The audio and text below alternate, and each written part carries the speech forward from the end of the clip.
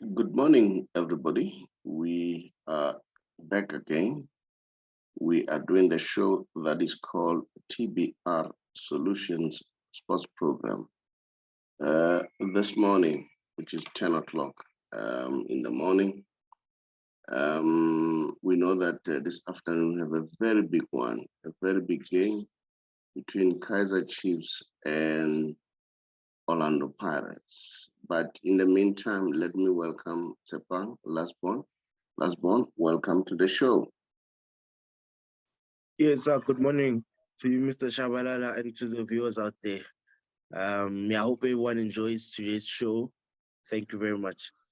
All right, let me just remind you out there and say, please continue to subscribe and like, and then have suggestion and comments. That's very, very important because it helps us to grow. And remember, when you grow, it will help us to have more resources and give you a better content going forward. Okay, it will help us in a number of ways in terms of research and so on. Let me remind you that my name is the Saubrey Boyz Walefatshe from the Big R. Sepang, there were few press conferences, but the big one was in relation to the Derby. There are some journalists who are now this question that is the Derby still the biggest spectacle in the country. In the event that we see the emergence of Mamelodi Sundowns, we see the emergence of other teams, the decline of both Kaiser Chiefs and Orlando Pirates, especially when it comes to them collecting trophies. So what is your take about this?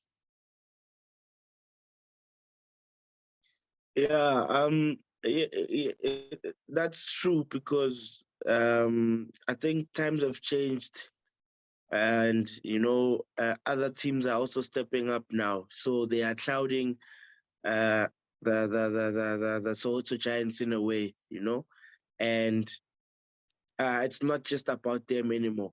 But we should remember one thing, and the Soweto Derby, I could say these are the two biggest teams in South Africa, and we are the ones that had made them the biggest teams in South Africa, and I would say that they make things very interesting because of the expectations. So Soweto Derby brings in something different, a different energy, Yes, the other teams might be showing or getting us or making us a whole lot interested in how they play, like Sundowns, you'll be interested to watch Sundowns play and how they're playing. But I mean, when it comes to the Soweto Derby, it just brings in a whole different feel and a whole different energy within the DSTV Premiership as a whole, So yes, they can say that it's not the same. It's true, it's not the same. But I think also the fact that there aren't any supporters around, they are within the stadiums. I mean, we know that if it's a Soweto Derby, the stadiums will be packed. All I could say, our even fan parks would be full. Just the whole energy around the Soweto Derby. The atmosphere would change in a day. Because we'd know that it's a Soweto Derby today, and places will be full.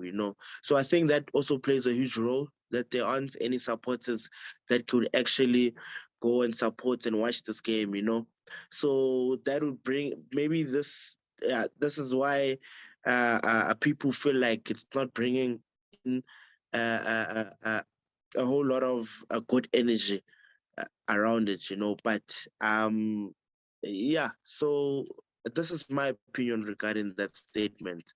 The two coaches were asked, what do they think? As the Soweto Derby lost the spark, and both coaches denied it. They say they don't think so. all right? And then I don't know you out there what's your take. If you ask me where I'm sitting, I think the Soweto Derby still has the spark. The Soweto Derby is still the biggest spectacle in South Africa, Southern Africa, in other parts of Africa too. That's my opinion. I'll tell you why am I saying this. If it's a Soweto Derby, you'll see the debate start as early as the beginning of the week, all right, among the supporters. You'll see the supporters, start debating, and then Tsepang, as much as I know in our group, our WhatsApp group, the noise had started, all right? So that's what bring that spectacle. And then the two coaches alluded to the fact that the mere fact that there are no supporters, that could bring an element of people thinking that it has lost the spark. It hasn't lost the spark. Even if, for instance, I'll give an example. Even if the two teams are playing for nothing, there's nothing to win. But if this tournament or this game is coming, even among the players, among the officials, the supporters, this is one game they cannot afford to lose. So I don't understand when people say it has lost the spark. For me, yes, I see Mamelodi Sundowns, it's emerging, but we still have a long way to go. And then the other thing that I will put as my argument, we've seen that Kaizer Chiefs has banked two sponsors last week.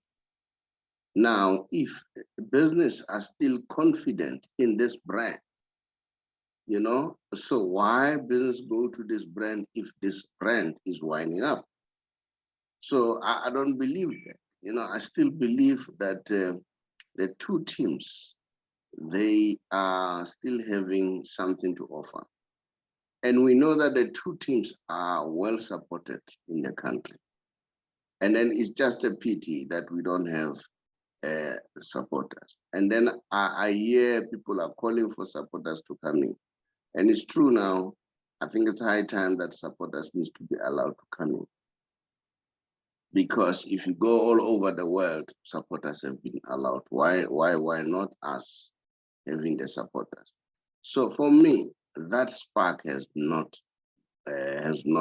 disappeared. It is still there. The rivalry is still rife, even among the players. So that's my opinion. And then, for argument's sake, I'll give an example. You go to England, the Manchester Derby is still one of the biggest. The Liverpool and Manchester United is still one of the biggest, irrespective of the fact that at some point Liverpool was, disappeared in the main setup in terms of winning trophies for almost 20 years. And we have seen that Man United has lost the ground in terms of winning. But as long as there's Man United, like today, we'll be seeing Man United and Man City, the spark is still there.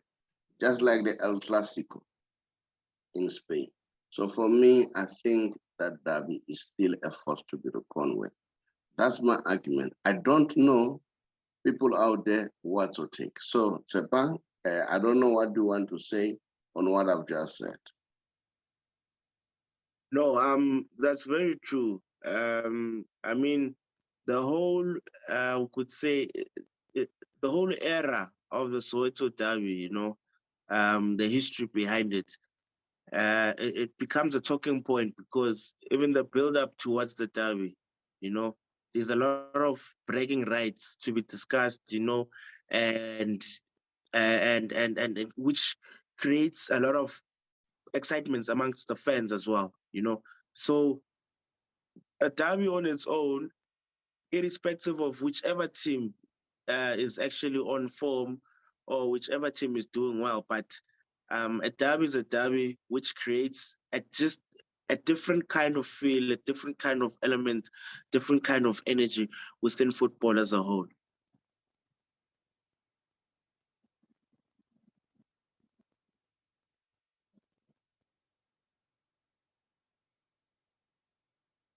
Sorry about that. I got muted a little bit. I'm saying while we are still there, the other thing that you need to notice in terms of the derby, I saw kickoff, coming up with a very good argument. I don't know what's your take, whereby, do you still remember this guy, the former Bafana goalkeeper trainer, Alex Heredia? According to Alex Heredia, Orlando Pirates Siyabonga Mponzane is a complete package compared to Kaizer Chiefs' current first choice, Brendan Peterson. What's your take about that? So that's another debate, when you come up with the Soweto Derby.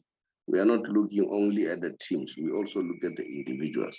So what's your take about that? Do you really think Mponzane is better than Brendan? Tsepan? Yeah, Brendan is a very good goalkeeper. He's from the development ranks of Kaizer Chiefs, and we all know that Chiefs, when it comes to development in terms of goalkeepers as well, they've got a good goalkeeper coach in that department, and the boy's been confident. He played well, a number of clean sheets even, so he's starting to get into the feel of things, which I wouldn't be surprised if he plays his first Soweto Derby today, Mm. So yeah, I support his statement actually, to be No, honest. no, he's saying Mponzane is a better package than Brendan. Mponjane from Orlando Pirates. Yeah. Yeah, but I It's mean, not the other way around. no, I fully disagree. Mponjane is a better package when you compare him with Brendan. Maybe when it comes to maturity and experience, yes, yeah, those are the only two things I could say. But other than that, no. And remember, this is a goalkeeper coach, and a goalkeeper coach at Bafana 11 at some point. So so that is why probably he says this. So you don't agree. So I want to know, people out there, what's your take? Do you agree that Brendan Mponzane is a better package compared to Brendan? Now, the other news, while we are still there, as you can see, I've shared some information there, whereby it is said the Kaizer Chiefs, I think it's the sports director, Kaizer Jr., has apparently, it is alleged on social media that he has said they need to trim the squad and then cut the average age of the players. So that message seems to be a message that is, sending the some shivers on the spine of other players. And then if he has to cut the average age for the players, it means players who are definitely on the tenterhooks could be Bernard Parker, who's 36, Lewu Manyama, who's 32, Daniel Akpei, 36, Daniel Kodoso, 34, Kamabila, 32, Rama Mpahlele, 33, Itumele Nkune, 34, Swiss Atlanti, 32, Cole Alexander, 33, Patutenzo Nange, 31, and then Leonardo Castro, 33, and then Eric Matoho, 32, Karen Bakas, 31, and then Samir Nokovic. So these are players who are in danger. So what's your take about this argument, Tsepan? That we may see some changes in the playing staff, department? Yeah, these are all experienced players. Yeah, these are all experienced players, but judging by the age, time is not on their side.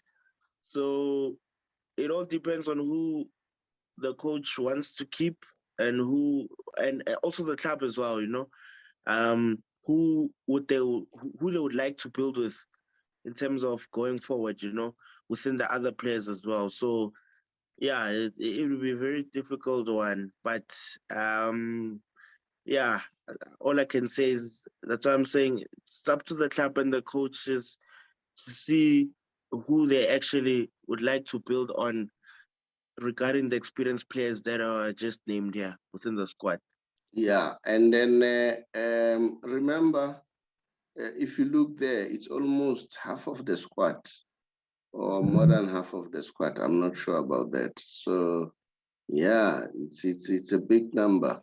You may think of Kama Billiard, he has just signed, and Itumeleng Kune. Who do you think really need to deserve to go in this group? Bernard Parker, if I'm not mistaken, I've heard the rumor that this is the last season for him. And then I think he's going on retirement. I saw something like that. So what's your take? For me, with Bernard Parker, I heard that he's being issued another contract, not retiring. He's having a good season, to be honest. His leadership skills this season were very good. Even when it comes to play, his work ethic this season has been very brilliant. He's now even Chiefs all-time top goal scorer, surpassing Sipho Shabalala. So he's been doing well this season. I would like for Parker to stay in terms of leadership, and in terms of, I would say Itumeleng Kune, not that I'm being biased, but when it comes to experience and grooming of the players, he's been doing very well, especially also in that goalkeeping department, he's been doing very well. Kama Billiard, I wouldn't want him to leave, but probably give himself probably a last season with the club, But when it comes to other players, I feel like their futures in Naturena probably might come to an end because the positions that they are playing in right now, there's young talent which is already there and which is already coming, So so in terms of them playing within the squads, the chances are becoming very slim because most of these players that are named here, they're not even featuring on the starting 11 on a regular basis, Some even on the bench. So the time with the team is very slim. While we're still talking about that, I must give you the other news as far as Kaizer Chiefs is concerned. Sorry about that. If social media is to be taken seriously, they say Bobby Motaung has been issued with a warning. In fact, he has been instructed to pay 60 million by South African Reserve Revenue Service. So I mean SARS, and then apparently was given what you call. He was given a letter of demand on the 23rd of February, and then being given 10 days to pay up, or I don't know, So we don't know. So those are some of the news. And then while we're still there, and then during the press conference, Fadlu Davids confirmed that Vincent Pule is still on the sideline, and then it may take him a while to be back. They are looking probably few weeks to come, maybe somewhere in the middle of April, then he may be back. Yeah, so those are the news. So we want to hear from you people out there. Who's gonna win between Kaizer Chiefs and Orlando Pirates? The other thing that I want to point out as far as this is concerned, if you look at the scoring chart, the highest scoring player, it's Kama and Keegan Dolu, who have scored 6 goals. And then the leading goal scorer, which is Shaolin, is at 14 goals. More than half goals. Now, this shows that the two teams are struggling to bang in the goals, all right? We don't know what's happening with Muhango. You ask the Pirates technical staff, the answer that we get, no, there are a lot of strikers. They're in a competition. Yes, we understand that. And then there is a player there called Hoto. Hoto is an utility player. He's a striker. Sometimes he plays as a winger. And then that is another player that needs to be watched very closely. So I hope this is not going to be a nil-nil draw, all right? A goalless draw. We want to see goals because goals makes the game beautiful. Now, Tsepang, what's your take as you analyze the two teams? Yeah, coming into this game, it'll depend on who will be starting the game, who will be playing. We know that both squads have a lot of squad rotation that take place each and every game, but it will depend on the players which are being fielded on the day. That could actually give us a clear indication on how the game will go. But I believe probably today we might expect fireworks, a lot of goals within the game. I just hope that both teams come to the party and just deliver when it comes to goals, Yeah, so yeah, when it comes to Hoto, he's a very good player, very versatile, hungry. He's fit as well, His energy levels are very high. But even Ian Dolly as well, they're similar when it comes to the hunger, the fitness, gameplay, So yeah, I expect, I hope to see a lot of fireworks within the game. Remember, there's also Shandu at Pirates, who's showing very good signs of having not forgotten his golden boots. I mean, his scoring boots when it comes to the game. So yeah, so there's another promising youngster. And then with Kaiser Chiefs, it looks like Ngosing Dipile Ngobo won't be playing for this game. And what's your take about that? Yeah, man. Yeah, you see, when it comes to that matter, even now we're still saying we don't know what Stuart Baxter is seeing that we don't, because um, I feel like the boy is getting frustrated and is frustrated now. I mean, um, he's they're treating him more as a liability than an asset, because what that boy did last season was incredible. So why isn't he given much game time this season? Because when he comes in, he brings in a lot of influence and different dynamic within the team, and anyone can see that. So I don't know what the coach is seeing that we don't, to be honest, because that's the problem with Stuart Baxter, is he's too defensive when it comes to playing. Um, that midfield is packed with a lot of defensive players, which I don't understand which type of football he's trying to play, but it's really frustrating. It's very sad seeing the boy not to be featured, within the game and within other games as well. And then, But we don't. okay. Yes. We also hear, I'm worried about time, that he was asked a question, Stuart Baxter, about Mabiliso, that, the boy hasn't played much, and when the boy played very well. So what is happening? And then people are arguing that the boy has came through the proper development structure. He played for the junior national teams, and then he played a regular PSL football last season. But currently now we are apparently, Stuart Baxter feel that he still lacks the basics, some basics. So what's your take about that? Yeah, I mean, that's what I'm saying. Coach Stuart Baxter, I don't understand which type of football he wants to play, because all of those positions are filled with, I would say, a lot of old, matured,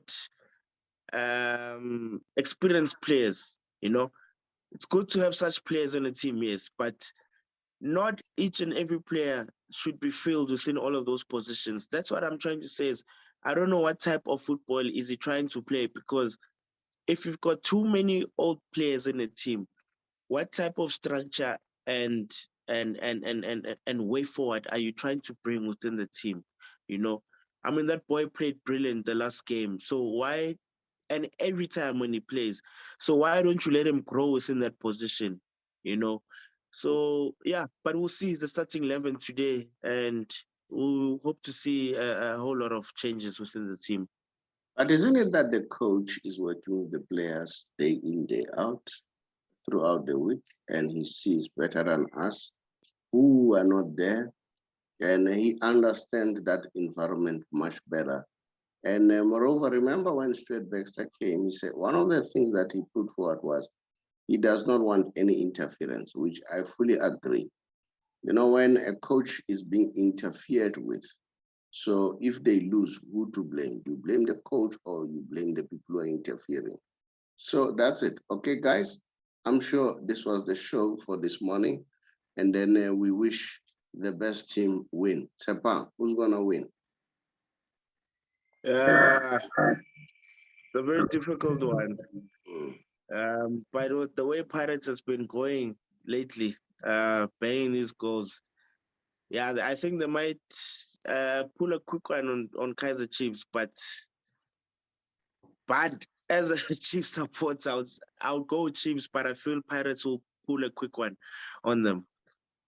As that, are we not going to see a draw here? I hope not. I hope not.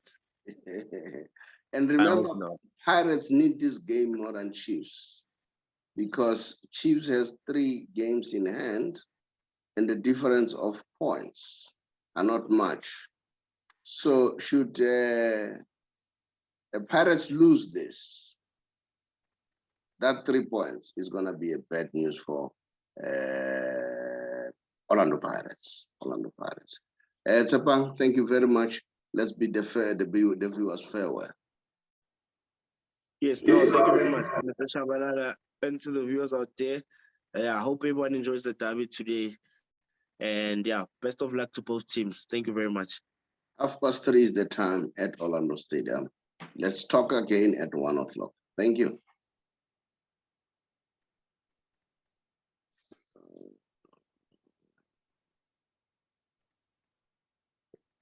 No, I'm trying to